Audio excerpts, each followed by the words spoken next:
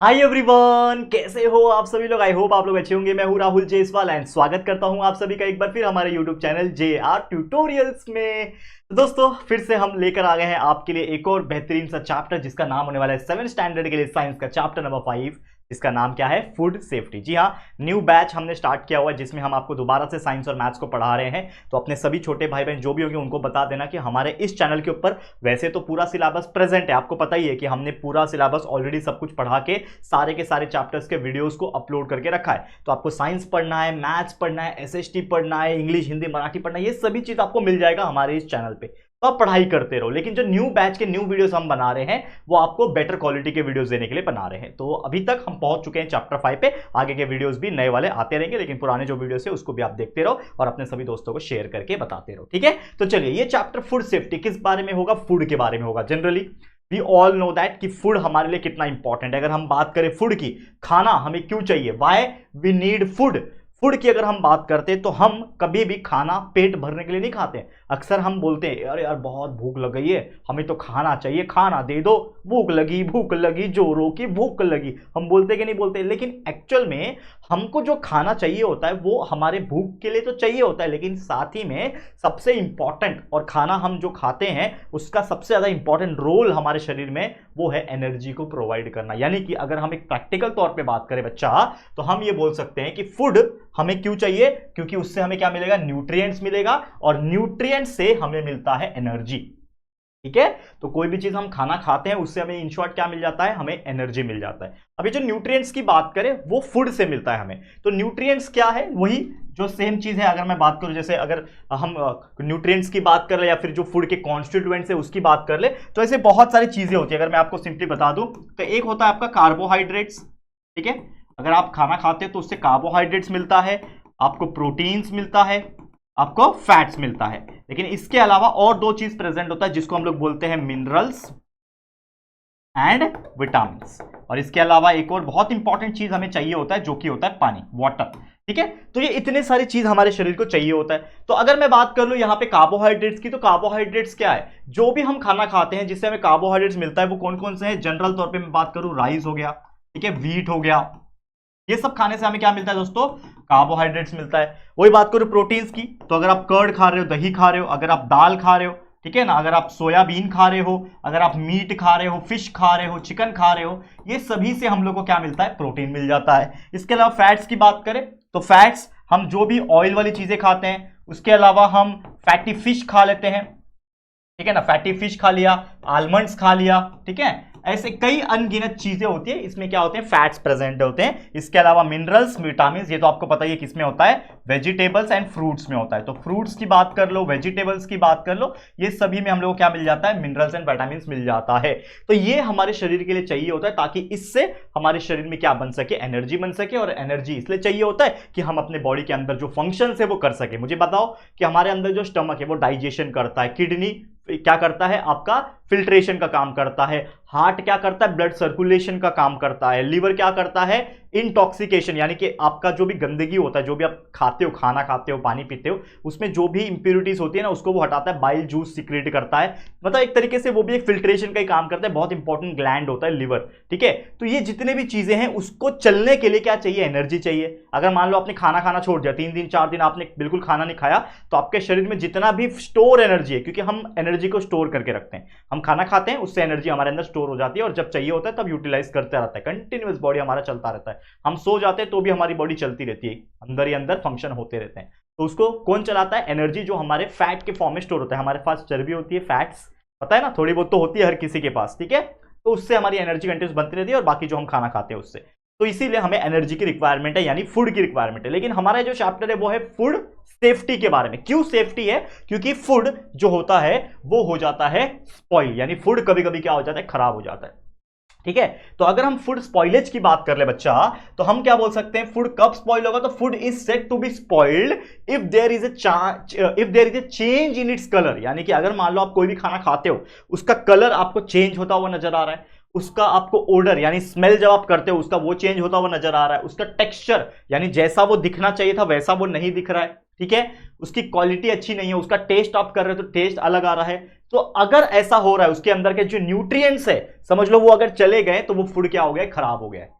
तो उसी को बोलते हैं हम लोग फूड स्पॉइलेज। तो फूड स्पॉइलेज का डेफिनेशन तो मैंने बता दिया, लेकिन एक्चुअल में जो हमारी हिंदी भाषा है या फिर हम एक नॉर्मल लैंग्वेज में जो बात करते हैं उसका मतलब क्या हुआ। फूड स्पॉइलेज का मतलब होता है फूड का खराब हो जाना, यानी खाना खराब हो जाना। अक्सर आपने नोटिस किया होगा, अगर आप दाल चावल खाते होंगे, घर पे डेली बनता है, सबके घर में दाल चावल बनता होगा, तो जो दाल होती है, अगर आपका घर में सुबह दाल बन रही है, उसको आप एज इट इज छोड़ दो और थोड़े टाइम के बाद यानी 6-7 घंटे के बाद आप उसको स्मेल करोगे तो वो दाल में से बहुत ही खट्टा खट्टा और अजीब सा एक स्मेल आता है। तो वो जो स्मेल होता है जनरली नाइट्रोजन के जैसा स्मेल होता है, बिकॉज उसके अंदर नाइट्रोजन प्रेजेंट हो जाता है। और वो दाल अगर आप खाओगे तो आप बीमार पड़ सकते हो, क्योंकि उसके अंदर बहुत ज्यादा माइक्रो ऑर्गेनिजम्स यानी कि कीटाणु वगैरह आ जाते हैं। ठीक है। दूसरा, अगर आप कोई भी चीज देखो, जैसे हमने बात किया था ना उसका कलर चेंज हो जाना, तो बहुत सारी ऐसी चीजें होती हैं जिसका कलर चेंज हो जाता है। आपने देखा है कभी फ्रूट्स वगैरह, तो फ्रूट्स का कलर चेंज हो जाता है, कभी उसके ऊपर काला काला दाग रह जाता है। ब्रेड के ऊपर देखा है तो ब्रेड के ऊपर एक काला काला निशान आ जाता है, ठीक है ना, धागे जैसा, जिसको बोलते हैं फंगस आ जाना। ठीक है। तो ऐसे कई सारे फ्रूट्स हो, वेजिटेबल्स हो या फिर कोई नॉर्मल खाना हो, उसका कलर धीरे धीरे चेंज हो जाता है। तो समझ जाना कि उसका कलर नॉर्मल कंडीशन में जो कलर होना चाहिए, अगर उस कलर से अलग दिख रहा है वो कलर, तो समझ जाना कि कुछ दिक्कत है, कुछ गड़बड़ है भैया, तो वो खाना आप नहीं खा सकते। इसके अलावा उसका क्वालिटी, मान लो कि यार जो क्वालिटी होना चाहिए वो क्वालिटी नहीं है, तो समझ लेना कि उसके अंदर का न्यूट्रिएंट्स नहीं है, मतलब वो खाना खराब हो चुका है। तो ये सभी चीज एक फैक्टर्स है, एक ऐसा चीज है जिसके वजह से खाना खराब हो सकता है। तो अगर ऐसा खाना हम खा लेंगे तो क्या हो जाएगा, if we eat such type of spoiled food, खराब खाना हम खा लेंगे तो क्या हो जाएगा भाई, चाहे वो एनिमल का खाना हो, यानी चिकन मटन फिश हो, यानी एनिमल से आया हुआ खाना हो, या फिर प्लांट सोर्स का हो, यानी कि कोई सब्जी हो, फ्रूट्स हो जो प्लांट से हमें मिलता है, तो दोनों ही केस में अगर वो खाना खराब है और वो खराब खाने को हम खा लेते हैं तो हम बीमार पड़ सकते हैं, बहुत ज्यादा भी बीमार पड़ सकते हैं। और इससे हमें डिसीज तो हो सकती है, इलनेस तो हो सकती है, लेकिन एक्सट्रीम कंडीशन में बच्चा कभी कभी इंसान डेथ हो जाता है, जिसको हम लोग नॉर्मल कंडीशन में बोलते हैं फूड पॉइजनिंग। तो अक्सर फूड पॉइजनिंग तो चलो ठीक हो जाता है, कोई दिक्कत की बात नहीं है, लेकिन एक्सट्रीम कंडीशन में पेट इतना खराब हो जाता है, शरीर इतना खराब हो जाता है कि इंसान रिकवर नहीं हो पाता। तो कभी कभी रेयर कंडीशन में फूड पॉइजनिंग की वजह से डेथ भी हो सकती है। तो ये कुछ रीजन है हमें फूड स्पॉइलेज होने से बचाना होता है, और इसीलिए ये चैप्टर हमें पढ़ना है फूड सेफ्टी। तो फूड सेफ्टी एक हमारे लिए बहुत इंपॉर्टेंट है, और आपको पता होना चाहिए कि फूड सेफ्टी के लिए हमारे इंडिया में डिपार्टमेंट्स बने हुए। अगर आप देखोगे तो हर एक प्रोडक्ट के पीछे ना एक FSSAI, अगर आपने सुना होगा तो फुल फॉर्म एक बार गूगल कर लेना, ये एक डिपार्टमेंट है, food safety authority of India ऐसा समथिंग नाम है। ठीक है। तो ये जो अथॉरिटी है वो मेक श्योर करता है कि जो आप जो भी खाना खा रहे हो, चाहे वो पैकेट फूड हो जो कि आपको मार्ट में मिल जाएगा, किसी भी बाजार में मिल जाएगा, या फिर जो भी चीज़ है वो एकदम परफेक्ट हो। इसीलिए आपने देखा होगा हर एक पैकेट वाली चीज़ के ऊपर पीछे एक बारकोड होता है, उसमें डिटेल्स लिखी होती है कि कितना उसमें एनर्जी है, कितना फैट है, प्रोटीन। एक बार पढ़ के देखना, आप बिस्किट का पैकेट भी लोगे ना, उसके पीछे पढ़ोगे तो ये डिटेल्स लिखा रहता है, और उसके ऊपर FSSAI का ये लगा रहता है, लोगो लगा रहता है, जिससे ये मेक श्योर हो जाता है कि जो खाना हम खा रहे हैं, जो बाहर का चीज़ हम खा रहे हैं वो क्या है, परफेक्ट है। ठीक है। बट एक चीज़ है जिसमें हम FSSAI का लोगो या फिर कोई एक मेक श्योर करने का लोगो हम नहीं देख सकते वो खाना बराबर है कि नहीं, जो कि है स्ट्रीट फूड। और इसीलिए हमारे पहले के जमाने से ही लोग बोलते आते हैं कि स्ट्रीट फूड को अवॉइड करो। ठीक है ना, स्ट्रीट फूड को क्या करना चाहिए, हमें अवॉइड करना चाहिए। क्यों? क्योंकि ये एक ऐसा फूड है जिसके बारे में हम नहीं जानते कि वो फूड जो है वो सेफ्टी प्रोटोकॉल्स फॉलो कर रहा है या नहीं कर रहा। क्योंकि एक बात बताओ, आप जा रहे हो एक दुकान पे और वड़ा पाव लेके आ रहे हो और खा रहे हो, समोसा लेके आ रहे हो, जलेबी लेके आ रहे हो, खा रहे हो, और अगले दिन आपका पेट खराब हो गया। क्यों खराब हो गया पेट? क्योंकि उसने अपना जो स्टैंडर्ड हाइजीन यानी जो साफ सफाई फॉलो करना चाहिए था वो उसने नहीं किया, खराब तेल यूज किया रहेगा, पिछला बचा कुचा जो भी चीज है उसको अगले दिन वापस से गर्म करके वो लोग बेच देते हैं। ऐसे बहुत सारे लोग हैं, लेकिन फिर भी कुछ ऐसे लोग होते हैं, ऐसा नहीं है कि मैं कोई स्ट्रीट फूड नहीं खाता या फिर आप नहीं खाते होंगे, बहुत सारे लोग खाते हैं और फिट एंड फाइन भी रहते हैं। वो डिपेंड करता है कि आप कहां से खा रहे हैं। इसलिए मेरा रिकमेंडेशन हमेशा रहेगा कि अगर आप देखो स्ट्रीट फूड है, ऑब्वियसली जीभ हमको दिया टेस्ट के लिए, तो हमारे अंदर एक आता है, बोलते हैं ना क्रेविंग आता है कि हमको यार स्ट्रीट फूड चाहिए, आज गरम गरम जलेबी मिल जाए, गुलाब जामुन मिल जाए, यार वड़ा पाव मिल जाए, समोसा मिल जाए, सबका जीभ लपलपाता है, करेक्ट है। लेकिन हमें उन जगह से खाना चाहिए जिसका हमें भरोसा है कि भाई ये इंसान या फिर ये जो होटल वाला है या फिर ये जो रेस्टोरेंट है, ये जो स्ट्रीट फूड वेंडर है, ये साफ सफाई मेंटेन करता है, स्टैंडर्ड प्रोटोकॉल्स फॉलो करता है, और उसका हम खाएंगे तो शायद बीमार ना पड़ेंगे। तो ये चीज आपको बिल्कुल ध्यान में रखना चाहिए। ठीक है। नेक्स्ट अगर टॉपिक बात करें जो कि है factors responsible for food spoilage, जैसे मैंने अभी डिस्कस किया कि जो फूड स्पॉइलेज है वो हो रहा है, लेकिन भैया कौन कौन से ऐसे फैक्टर्स है जिसके वजह से फूड स्पॉइलेज ज्यादातर हो रहा है। तो ऐसे फैक्टर्स के बारे में डिस्कस करेंगे। तो पहला फैक्टर है माइक्रो ऑर्गेनिज्म। अक्सर क्या होता है, जो भी आप खाना खाते हो, चाहे वो आपके घर का नॉर्मल खाना हो चाहे वो बाहर का खाना हो, उस पे अगर कीटाणु यानी जिसको हम लोग माइक्रो ऑर्गेनिज्म बोलते हैं, माइक्रो ऑर्गेनिज्म कोई वायरस भी हो सकता है, कोई बैक्टीरिया हो सकता है, कोई प्रोटोजोआ हो सकता है, कोई पैरासाइट हो सकता है, कुछ भी चीज हो सकता है। इवन आपके मच्छर मक्खी जो होता है ना, मच्छर मक्खी वैसे माइक्रो ऑर्गेनिज्म की कैटेगरी में नहीं आती है, उसके लिए अलग से मैंने कैटेगरी रखा है, लेकिन कुछ भी ऐसा है जो माइक्रो ऑर्गेनिज्म है यानी सूक्ष्म जीवी जिसको हम देख नहीं पाते, वो अगर खाने में आ गया, जिसकी वजह से खाना क्या होता है, खराब होता है। अक्सर आपने देखा होगा जैसे बहुत सारे ऐसे खाने होते हैं जिसमें माइक्रो ऑर्गेनिजम्स ग्रो करने लगते हैं, जैसे फंगस हो गया, जैसे बैक्टीरियाज हो गया, जो हार्मफुल होते हैं। मैं बात कर रहा हूं यूजफुल नहीं, यूजफुल माइक्रो ऑर्गेनिजम्स भी होते हैं, जैसे दही आप खाते हो तो दही में भी माइक्रो ऑर्गेनिज्म है, एक बैक्टीरिया है जिसका नाम है लैक्टोबैसिलस, लेकिन वो बैक्टीरिया हमारे लिए फायदेमंद है, इसके लिए हम दही बड़े चाव से खाते हैं। लेकिन ऐसे भी कुछ ऐसे हार्मफुल माइक्रो ऑर्गेनिजम्स होते हैं, वो अगर हमारे शरीर में आ गए किसी भी माध्यम से तो हमें बीमार कर सकते हो, समझ लेना फूड खराब हो चुका है। तो माइक्रो ऑर्गेनिजम्स हो गए। इसके अलावा टेम्परेचर, सही टेम्परेचर नहीं मिलता है। कभी कभी क्या होता है कि देखो, हम जब खाना बनाते हैं तो अक्सर हमारी मम्मी जो होती है वो क्या करती है, खाना जो हमें 3 घंटे 4 घंटे बाद अगर खाना होता है तो उसको उठा के फ्रिज में रख दिया जाता है।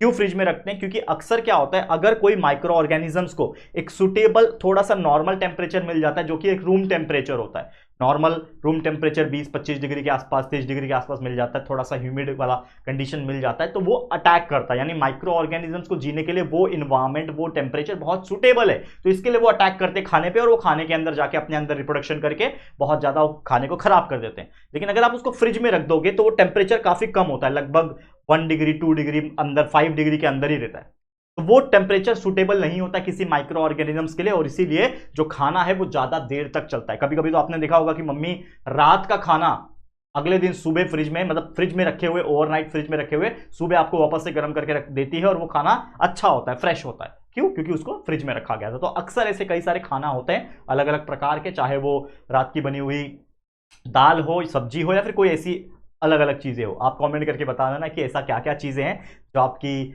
मम्मी जो है वो फ्रिज में रखती है रात को और आपको सुबह उठ के गर्म करके वापस देती है। जरूर से कमेंट करके बताना, ठीक है। तो ऐसी बहुत सारी चीजें होती है, तो temperature is also very important. इसके अलावा एक्सपोजर टू ऑक्सीजन, कभी कभी कुछ चीजें खुला रखोगे तो ऑक्सीजन है हमारे एटमॉस्फेयर में, ऑक्सीजन उसके ऊपर अटैक करेगा, और जैसे ऑक्सीजन अटैक करेगा तो उसके वजह से माइक्रो ऑर्गेनिजम्स उसके अंदर आएंगे because of the oxygen, and बहुत सारी वो जो ऑक्सीजन गैसेस के वजह से रैंसिड होने के चांसेस होते हैं, यानी खराब होने के चांसेस होते हैं। तो ये सभी चीज़ भी इंपॉर्टेंट है। तो बहुत ज़्यादा इसीलिए हमें बोला जाता है कि खाना वगैरह जो है उसको ढक के रखा करो, ढक के रखोगे तो ऑक्सीजन उसके अंदर नहीं आएगा, खुला रखोगे तो जल्दी वो चीज़ खराब हो जाएगा। तो ऑक्सीजन का एक्सपोजर भी इंपॉर्टेंट है। ह्यूमिडिटी यानी थोड़ी सी नमी, तो अगर मान लो कि हवा में नमी है, उसको कहीं से ह्यूमिडिटी मिल रही है, तो वो भी खाना जो है खराब हो सकता है। इसके अलावा ये मैंने बताया आपको, इंसेक्ट, बहुत सारे इंसेक्ट ऐसे होते हैं, हाउस फ्लाई, हमारे घर में मक्खियां घूमती रहती है, पता चला किसी गोबर पे बैठ के आई है, किसी के मल पे बैठ के आई है, यानी वेस्ट प्रोडक्ट पे बैठ के आई है बाहर से, और हमारे घर में आके वो खाने पे बैठ रही है, और वो खाना हम खा रहे हैं, क्योंकि हमको तो पता नहीं है ना मक्खी के अंदर क्या लगा है, उसके पैरों पे क्या लगा है, तो हम वो खाना खा रहे हैं। तो भले ही वो छोटा अमाउंट ऑफ क्वांटिटी हमारे अंदर वो वेस्ट प्रोडक्ट गया, लेकिन सोचो वो वेस्ट प्रोडक्ट गया ना, हमको पता भी नहीं चलता। तो इसीलिए अक्सर अवॉइड करो कि ऐसे जगह पे जहाँ पे आपके आसपास नाला हो, वेस्ट प्रोडक्ट वाली चीज़ें हो, ठीक है। तो अक्सर हमारे घर की विंडोज वगैरह बंद करके रखो, ताकि हम घर का जो खाना खा रहे हैं एटलीस्ट वो तो सेफ खाए। इसके अलावा रोडेंट्स यानी चूहे वगैरह हो गए, ऐसे बहुत सारे ये होते हैं। पैरासाइट्स यानी कि कुछ ऐसे ये होते हैं ऑर्गेनिजम्स होते हैं जो कहीं ना कहीं इसको नुकसान पहुंचाते हैं, that is nothing but the parasite. वैसे parasites endoparasite, ectoparasite दोनों हो सकते हैं। तो ये सब चीजें जो होते हैं जिससे खाना खराब हो सकता है। फिर रॉन्ग पैकेजिंग, कभी कभी ऐसा होता है कुछ पैक्ड फूड प्रोडक्ट्स होते हैं, उसमें अगर थोड़ा सा होल हो गया, गलती से कुछ गलत पैकेजिंग हो गया, तो उसमें भी आपका ऑक्सीजन जा सकता है, या फिर कुछ माइक्रो ऑर्गेनिज्म जा सकते हैं, जिसकी वजह से खाना खराब हो सकता है। रॉन्ग स्टोरेज, कभी कभी ऐसा होता है कि हमारे घर में चावल रखना होता है, लेकिन हम एक कंटेनर में रखते हैं जिसमें होल्स होते हैं, प्रॉपर पैकेजिंग नहीं होती, प्रॉपर स्टोरेज नहीं होता, उसमें भी गलती से पानी लीकेज हो गया, ऑक्सीजन चला गया अंदर, तो वो खराब होने के चांसेस होते हैं, खासकर ग्रेन्स जो होते हैं। फिर कुछ ऐसे होते हैं लॉन्ग ड्यूरेशन स्टोर कर दिया, भाई आपके घर में कुछ आया, मान लो चावल आया, दाल आया, अब उसको आपको 1 महीने के अंदर खत्म करना है। आपने 1 किलो दाल मंगाया, 1 महीने के अंदर आपको खाना है, लेकिन आप वो 1 किलो दाल को रखे हुए हो 4 साल 5 साल तक चला रहे हो, या फिर मान लो 6 महीने 1 साल तक चला रहे हो, तो क्या दाल वो हेल्दी रहेगा? नहीं रहेगा भाई, क्योंकि जो दाल होता है उसका भी एक कोई भी फूड ग्रेन्स का एक पर्टिकुलर शेल्फ लाइफ होती है, उतने टाइम तक आप उसको खा लो तो बेटर रहेगा।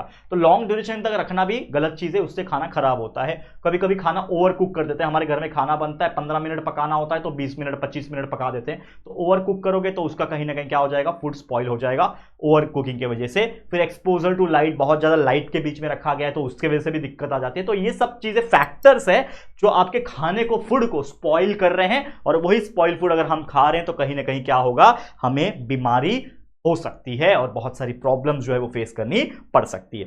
ठीक है, समझ में आ गया? तो उम्मीद करता हूं कि ये चीज पर्टिकुलर तौर पे आपको क्लियर हो गया होगा। अब हमारा एक और टॉपिक है जिसको हम डिस्कस करेंगे, जो कि है फूड स्पॉइलेज कॉमन पैटर्न। तो जनरल तौर पे कैसे पता चलेगा कि कोई खाना या फिर कोई फूड प्रोडक्ट खराब हो गया? तो जनरल तौर पे बताना चाहता हूं, जैसे फ्रूट्स है, तो कोई फ्रूट्स खराब कब होता है? अक्सर कैसे पता चलेगा फ्रूट खराब है? दो चीज से, एक तो है वो ब्लैक पड़ने लगेगा। आप एप्पल ले लो, उसको कट करोगे तो हल्का हल्का ब्लैकिश दिखेगा, उसका छिलका भी ब्लैक करने लगेगा। आपका बनाना ले लो, अक्सर केला में देखा गया, केला जो है वो पूरा काला काला पड़ने लगता है, तो समझ जाना कि वो खराब होने लगा है। तो ये चीज है। और दूसरा उसका टेस्ट, अगर आप कोई भी चीज का टेस्ट करोगे तो उससे आपको पता चल जाएगा कि वो होएगा। तो उसी चीज है मीट, जैसे अगर कोई आप चिकन मटन खाने वाले व्यक्ति हो तो कभी कभी क्या होता है ना कि कल का बनाया हुआ चिकन हम अगले दिन तक लेके चलते हैं, ऐसा बहुत सारे लोग के घर में होता होगा। तो चिकन जो है अगर आप खा रहे हो या फिर मीट खा रहे हो, फिश खा रहे हो, मतलब वो मीट है अगर, और आप उसको अगले दिन कैरी फॉरवर्ड कर रहे हो और खा रहे हो और आपको खाने में थोड़ा सा उसका टेस्ट खट्टापन में आ रहा है, तो अगर कोई चीज जनरल तौर पे कोई चीज अगर खट्टी लग रही तो समझ जाना उसके चांसेस है कि वो खराब हो चुका है। तो ये एक समस्या है या फिर एक फैक्टर है जो आप देख सकते हो कि कॉमन पैटर्न क्या है। इसके अलावा पीनट, शिंगदाने वगैरह जो होते हैं वो रैंसिड लगते हैं थोड़े से। अगर खा के देखा होगा आपने खराब शिंगदाने तो उसको बोलते हैं रैंसिड, वो जो स्वाद होता है वो रैंसिड होता है। ग्रेन्स जो होते हैं अक्सर मेटल्स कंटेनर के अंदर रखा जाता है, तो मेटल से वो रिएक्ट करके अलग अलग चीज में चले जाते हैं, उसका टेस्ट अलग अलग हो जाता है, उसका स्मेल अलग अलग हो जाता है। तो ऐसे कई सारे और कॉमन फैक्टर है, वैसे मैंने कुछ ही बताया है, लेकिन आप समझदार हो तो आपको पता है कि बहुत सारे ऐसी चीजें हैं जिसको देख के, स्मेल करके, जिसको छू के, उसके टेक्सचर को महसूस करके, उसके कलर को देख के, ये सबको देख के पहचान दिया सकता है कि भैया वो जो फूड ग्रेन है या फिर फूड पार्टिकल है जो भी है वो क्या हो रहा है, स्पॉइल हो रहा है, खराब हो रहा है। ठीक है, समझ में आ गया? चलिए अगला टॉपिक क्या है? अगला टॉपिक है फूड वेस्टेज। अब जैसे मैंने बताया फूड वेस्टेज तो हो रहा है, लेकिन दो तरीके से हो रहा है। एक तो उसका क्वांटिटी हो रहा है वेस्ट, यानी फूड का जो पूरा ओवरऑल क्वांटिटी है वही वेस्ट हो गया, और दूसरा है उसकी क्वालिटी वेस्ट होना। कभी कभी ऐसे फूड होते हैं जिसमें जो पूरा क्वालिटी के साथ वेस्ट हो जाता है, क्वांटिटी के साथ वेस्ट हो जाता है, और कभी कभी कुछ ऐसे फूड होते हैं कि वो ठीक तो है लेकिन उसका जो क्वालिटी होना चाहिए था वो खराब हो गया। तो हमें दो वेस्ट के बारे में पढ़ना है, पहला है क्वांटिटेटिव वेस्टेज ऑफ फूड और दूसरा पढ़ना है क्वालिटेटिव। क्वांटिटी मतलब क्वांटिटी कितना है, 10 है, 20 है, 50 है, इतना क्वांटिटी है। क्वालिटी मतलब क्या है, प्रीमियम है, कैसा है भाई, क्वालिटी कैसा है उसका हम लोग बोलते हैं ना। तो ये हम लोग पढ़ेंगे क्वांटिटेटिव वेस्टेज ऑफ फूड। तो क्वांटिटेटिव वेस्टेज ऑफ फूड कब हो सकता है, क्या रीजंस है? तो पहला रीजन है रॉन्ग मेथड्स ऑफ फार्मिंग। अगर फार्मिंग ही गलत तरीके से हो रहा है, यानी खेतों में अनाज जो उगाया जा रहा है उसका मेथड ही गलत है कि भैया हाथ से जो सीड जो डालने का जो प्रोसेस है वही गलत है, थ्रेशिंग, सिंचाई जिसको बोलते हैं, सिंचाई करने का जो प्रोसेस है वही गलत है। इसके अलावा स्टोरेज, फार्मर ने गेहूं तो उगा दिया लेकिन स्टोरेज गलत तरीके से किया है, गोनी में भर के रखा, गोनी में छेद है, चूहा जा रहा है उसके अंदर, इंसेक्ट जा रहे हैं उसके अंदर, पानी लग रहा है, उसको ऑक्सीजन लग रहा है, तो भाई खराब होगा। वही खराब चीज हमारे मार्केट में सप्लाई होगा, वही खरीद के हम लोग खाएंगे तो बीमार तो पड़ेंगे ना। तो ये कुछ चीजें हैं जो क्वांटिटी के साथ वेस्ट हो रहा है। आप देखो एक गोडाउन होता है बड़ा सा, कभी कभी आपने देखा होगा कि हजारों लाखों टन, टन तो बहुत ज्यादा बोल दिया, लेकिन हजारों लाखों किलो, क्विंटल भर भर के, गोनी भर भर के चावल, गेहूं, अनाज ऐसा रखा रहता है। और आपने न्यूज में भी सुना होगा कि छत में से पानी लीकेज होने की वजह से वो खराब हो गया, चूहे ने अटैक कर दिया, बहुत सारे माइक्रो ऑर्गेनिज्म ने अटैक कर दिया, गेहूं सड़ गया, ये हो गया, आए दिन न्यूज में आता रहता है। तो ये क्यों होता है? बिकॉज ऑफ दैट रीजन, क्योंकि इम्प्रॉपर तरीके से वो लोग रॉन्ग मेथड से स्टोरेज करते हैं। फिर एक होता है रॉन्ग मेथड ऑफ डिस्ट्रीब्यूशन। अब मान लो सप्लाई करना है, फार्मर से लाके मार्केट में सप्लाई करना, तो किस पे आएगा? गाड़ी पे आएगा। भाई गाड़ी में अच्छे से डिस्ट्रीब्यूशन नहीं कर पा रहे हो, रॉन्ग मेथड से प्रॉपर पैक करके, प्रॉपर स्टोर करके, हिले ना वो ज्यादा, इस प्रकार से करोगे तो ही होगा ना। तो ये सब रीजंस है, दीज आर सम रीजन जिसके वजह से जो क्वांटिटेटिव वेस्टेज है फूड का वो हो रहा है। और इसके अलावा क्वांटिटेटिव वेस्टेज एक और तरीके से होता है। मान लो हम शादी बारात में खाना खाने जाते हैं, आपने देखा होगा, शादी में गए, किसी के बर्थडे पार्टी में गए, किसी भंडारा में गए, तो अक्सर क्या होता है कि खाना जो होता है ना बहुत ज्यादा परोसा जाता है। होटल्स में तो चलो हमने जो मंगाया वो तो खा लेते हैं, लेकिन फंक्शंस वगैरह हो गया, गैदरिंग्स वगैरह हो गया, अक्सर आपने देखा होगा कि हम एज ए इंसान क्या करते हैं, हमको जब खाना दिखता है, फिर कोई ऐसी चीज दिखती है तो हम भर भर के ले लेते हैं। ये सबके साथ होता है यार, हमने भी बचपन में किया हुआ है। हम एक थाली लेते हैं और भर भर के लेते हैं क्योंकि फ्री का खाना है, हम तो हमने भर भर के ले लिया, और पेट तो होता है इतना सा ही सबका। तो भाई कितना खाओगे, इंसान ही है ना, जो हैवान तो है नहीं हम लोग भाई, उतना ही खाएंगे हम लोग। तो हम क्या करते हैं, पर्टिकुलर अमाउंट ऑफ खाना भर लेते हैं और फिर जब खाने बैठते हैं 2 रोटी खाया पेट भर गया, इतना खाया पेट भर गया, इतना खाना जो बच गया है उसको जाके डस्टबिन में डाल देते हैं, तो जाके वैसे ही फेंक देते हैं। तो वो खाना क्या हो गया, एक क्वांटिटी के हिसाब से वेस्ट हो गया, and this is also considered as the wastage of food, that is quantitative wastage of food. ठीक है, तो अक्सर ये होता है। बल्कि हमें क्या करना चाहिए, हमें करना चाहिए कि जितना जरूरत है उतना लो, और जो बच रहा है, अगर ज्यादा ले लिया था, अगर बच रहा है तो उसको गरीबों को दान दो, गरीबों को खिलाओ। ऐसे भी कई सारे गरीब लोग हैं बच्चे जो एक वक्त का खाना नहीं खाते हैं। सोचो, आप लोग बहुत लकी हो आपके आपके घर में 3 टाइम का खाना बन रहा है, खाना खा रहे हो 3 टाइम का, आप पढ़ाई कर रहे हो, बेसिक एजुकेशन हो रहा है, आपको हर वो चीज आपको मिल रही है जो आपके लिए जरूरत है। लेकिन ऐसे भी कुछ बच्चे होंगे तो शायद एक वक्त का, ठीक से एक वक्त का खाना नहीं खा पा रहे होंगे, बाकी पढ़ाई लिखाई ये सब करना तो दूर की बात है। ठीक है, इमेजिन करो बच्चे, ये चीज समझ के ले लो। ठीक है, चलो अगला टॉपिक क्या है, दैट इज क्वालिटेटिव। क्वांटिटेटिव तो पढ़ लिया, अब क्वालिटी के साथ कैसे वेस्टेज हो रहा है फूड का, तो कुछ रीजंस क्या है। सबसे पहला है wrong methods of protecting the food. अब जनरल तौर पे क्या होता है कि हमें खाना जो है उसको प्रोटेक्ट करना चाहिए, लेकिन हम कैसे प्रोटेक्ट करेंगे, तो अक्सर क्या होता है कि हम कुछ खाने के अंदर प्रिजर्वेटिव्स डालते हैं। जैसे अचार हो गया, अचार जो होता है वो आम का बनता है, अलग अलग चीज का बनता है, तो उसको हम प्रिजर्वेटिव्स डालते हैं, यानी कि हम विनेगर डाल देते हैं उसके अंदर, हम ऑयल और बाकी चीज का मिक्सचर डाल देते हैं, और ऐसे कई सारे फूड पैक्ड फूड प्रोडक्ट्स होते हैं उसमें प्रिजर्वेटिव्स का इस्तेमाल होता है। लेकिन अगर वही प्रिजर्वेटिव का बहुत ज्यादा एक्सेसिव अमाउंट में यूज हो, यानी जितना लिमिट है उससे ज्यादा आप यूज कर रहे हो, तो कहीं ना कहीं वो क्या हो रहा है, उसकी क्वालिटी कॉम्प्रोमाइज हो रही है, उसकी क्वालिटी खराब हो रही है फूड की। ठीक है, फिर ओवर कुकिंग ऑफ फूड, जैसे मैंने थोड़ी देर पहले बताया, फूड को बहुत ज्यादा ओवर कुक कर रहे हो तो इसके वजह से भी दिक्कत आ जाती है। इसके अलावा वेजिटेबल्स को धोना चाहिए फिर काटना चाहिए, लेकिन कुछ लोग ऐसे होते हैं वेजिटेबल्स को कट कर दिया, फ्रूट्स को कट कर दिया, फिर जाके पानी में धो रहे। तो अगर ऐसा करोगे तो उसके अंदर जो भी इंपॉर्टेंट मिनरल्स विटामिन के लिए जो आप खा रहे हैं वो तो पानी के साथ निकल गए ना, बह गए वो तो, और फिर आप खा रहे हो तो क्या मिला आपको, कुछ नहीं मिला खाने के लिए। तो आपका क्वालिटी जो है फूड का वो खराब हो रहा है। ट्रांसपोर्टेशन में भी दिक्कत हो जाती है कभी कभी, कुछ आपने देखा होगा फ्रूट्स वगैरह मार्केट में आते हैं दबे हुए रहते हैं, ठीक है ना, पिचके हुए रहते हैं, निशान पड़ जाते हैं उसके ऊपर, तो यानी ट्रांसपोर्टेशन में कहीं ना कहीं गड़बड़ किया, इसके लिए क्वालिटी खराब हो रही है। कभी कभी फार्मर्स के पास, यानी जो खेती करते हैं, उनका जो भी फूड प्रोडक्ट्स होता है वो मार्केट तक सप्लाई होते होते बहुत ज्यादा समय लग जाता है। अगर मान लो कि मैंने आज क्या एप्पल को उगाया, मेरी एप्पल की खेती है, मैंने एप्पल को उगाया, अब ये एप्पल को 1 हफ्ते के अंदर मार्केट में जाना चाहिए, तब जाके इसकी क्वालिटी मेंटेन रहेगी।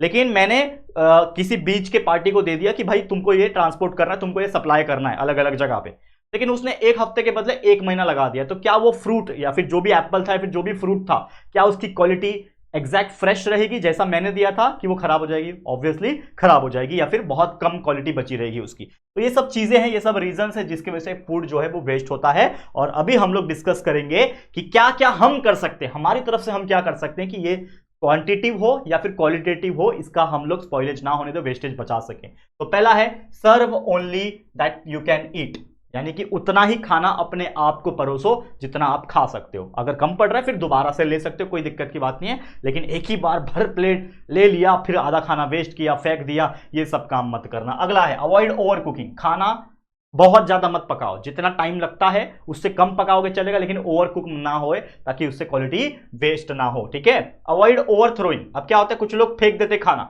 ठीक है, खाना बचा हुआ खाना क्या करते, फेंक देते। भाई फेंको मत, गरीब को या फिर किसी जरूरतमंद को खिला दो जाके, इससे हमारा चीज मेंटेन रहेगा, ऊपर से दुआ अलग मिलेगी। ठीक है, store in proper manner, proper container में, प्रॉपर जो भी मेथोडोलॉजी होती है उसके हिसाब से उसको स्टोर करो। ठीक है, और एक्सपायरी चेक करना, अगर आप कोई पैकेज्ड फूड प्रोडक्ट लेते हो मार्केट से तो उसकी एक्सपायरी जरूर से चेक करना। तो ये कुछ मेथड्स है जो अगर हम फॉलो कर ले, अगर हम एफर्ट्स लगा दे, तो ये फूड की स्पॉइलेज, फूड का वेस्टेज होने से बहुत हद तक हम बचा सकते हैं। ठीक है, समझ में आ गया?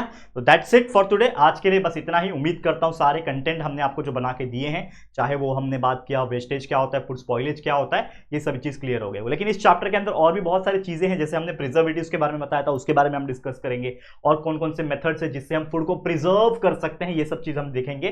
तो आज के लिए इतना ही, अगले लेक्चर में मिलेंगे, लेक्चर नंबर 2 में, जिसमें बाकी के टॉपिक्स कवर कर देंगे और ये चैप्टर भी हमारा कंप्लीट हो जाएगा। ठीक है, तो आज के लिए इतना ही। ये वीडियो आपको कैसा लगा है दोस्तों, जरूर से कॉमेंट करके बताना। वीडियो अगर पसंद आया है, अच्छा लगा है, तो प्लीज वीडियो को लाइक कर देना, शेयर कर देना अपने सभी दोस्तों के साथ, और अगर पहली बार आए हो चैनल पे, अभी तक चैनल को सब्सक्राइब नहीं किया है, तो फटाफट से हमारे चैनल को सब्सक्राइब करके बेल आइकन को भी प्रेस कर देना। ठीक है दोस्तों, तो चलो फिर जल्दी मिलेंगे फिर एक और नए वीडियो में, तब तक के लिए thank you and good bye.